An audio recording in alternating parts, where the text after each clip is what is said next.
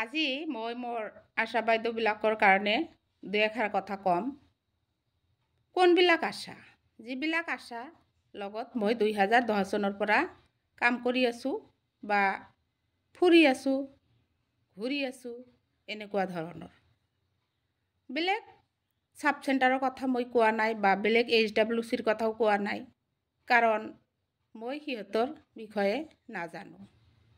মই অনলি মোৰ লগত কাম কৰি থকা আশা বাইদেউবিলাকৰ কথাইহে ক'ব পাৰিম।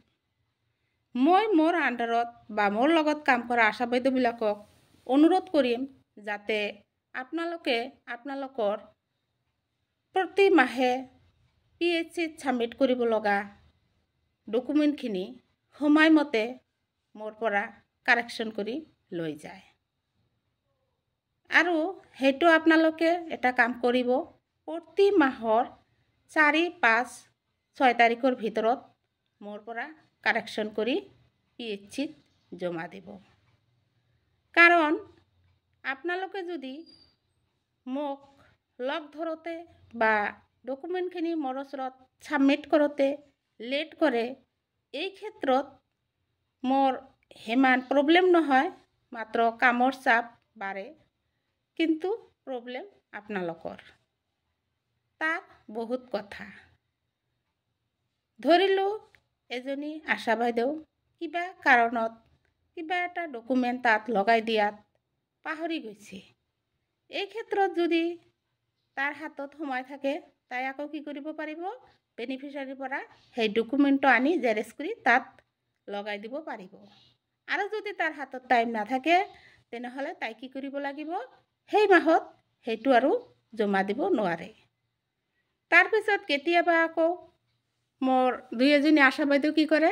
MCP কাৰ্ডত হঠাৎ ৱেট লিখা বাট ৰাখে।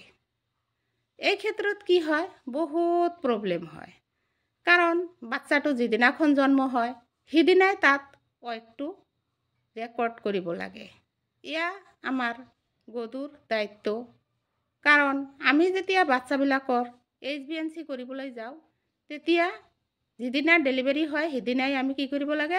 বাচ্চাটোৰ ৱেটটো ল'ব লাগে আৰু MCP কাৰ্ডত সেইটো লিপিবদ্ধ কৰিব লাগে আৰু নিজৰ ৰেজিষ্টাৰতো লিপিবদ্ধ কৰিব লাগে। গতিকে মই আপোনালোকক অনুৰোধ কৰিম যাতে MCP কাৰ্ডত ৱেটটো লিখা কোনোমতেই বাদ নাথাকে। তাৰপিছত কেতিয়াবা আকৌ দেখা যায় MCP কাৰ্ডটোত পেৰা গ্ৰাভিড এইবিলাক লিখা নাথাকে, কেতিয়াবা মাতৃজনীৰ বয়সটো লিখা নাথাকে। এনেকুৱা হ'ব নালাগে। কাৰণ চৰকাৰে আমাৰ কাৰণে, অৰ্থাৎ আমাৰ ৰাইজৰ কাৰণে বহুত আঁচনি এতিয়ালৈ কৰিছে বা বনাইছে। সেইবিলাক আমি যদি উপযুক্তভাৱে কামখিনি নকৰোঁ, তেনেহ'লে আমাৰ লছ, অৰ্থাৎ ৰাইজৰ লছ। ৰাইজৰ লছ মানে আমাৰ লছ।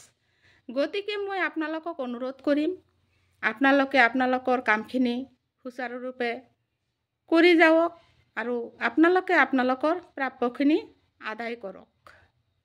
আদায় কৰিবলৈ হ'লে সময়মতে কাম কৰিব লাগিব। যিটো কাম যেতিয়া আপোনালোকে গোটেই মাহত বহুত কষ্ট কৰে, আৰু যদি আপোনালোকৰ প্ৰাপ্যখিনি আদায় কৰিবলৈ ডকুমেণ্টখিনি ভালকৈ জমা নিদিয়ে বা সময়মতে জমা নিদিয়ে, তেনেহ'লে এয়া বহুত দুখৰ বিষয়। গতিকে মই আপোনালোকক অনুৰোধ কৰিম, আপোনালোকে আপোনালোকৰ ডকুমেণ্টখিনি সময়মতে চৰকাৰৰ ওচৰত জমা দিয়ক, অৰ্থাৎ PHCত জমা দিয়ক। তাৰপিছত আপোনালোকৰ প্ৰাপ্যখিনি আদায় কৰক। আৰু আপোনালোকে যেতিয়া এই ডকুমেণ্টখিনি ছাবমিট কৰিব, তেতিয়া আপোনালোকে এবাৰ নহয় দুবাৰ নহয়, লাগিলে 10-12 বাৰমান চেকিং কৰি জমা দিব। কাৰণ তাতে যাতে কোনো প্ৰকাৰ ভুল নাথাকে। কাৰণ ভুল হ'লে আপোনালোকে টকা নাপায়, অৰ্থাৎ তাৰ প্ৰাপ্যখিনি নাপায়। কাৰণ আপোনাৰ যদি ডকুমেণ্টত কোনো ভুল থাকে, তেনেহ'লে আপোনালোকক তাৰ প্ৰাপ্য কোনে দিব? কোনেও নিদিয়ে। আৰু যিয়ে দিব সেয়া তাৰ ভুল হ'ব। গতিকে আপুনি আপোনাৰ প্ৰাপ্যখিনি আদায় কৰাৰ কাৰণে ডকুমেণ্টখিনি শুদ্ধকৈ সময়মতে আমালোকৰ হাতত জমা দিয়ক। তাৰপিছত সেইবিলাক চেকিং কৰি PHCত জমা হ'ব আৰু আপোনালোকে আপোনালোকৰ প্ৰাপ্যখিনি পাব। এয়াই আছিল মোৰ আজিৰ আলোচনা। আপোনালোকে বেয়া পাব নালাগে, জাষ্ট আপোনালোকৰ মাজত মোৰ মনৰ কথাটো শ্বেয়াৰ কৰিলোঁ।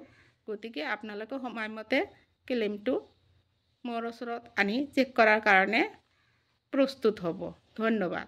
এতিয়া আপোনালোকে আমাৰ এজনী ছুপাৰভাইজাৰৰ পৰা এটা গান শুনি আনন্দ উপভোগ কৰক।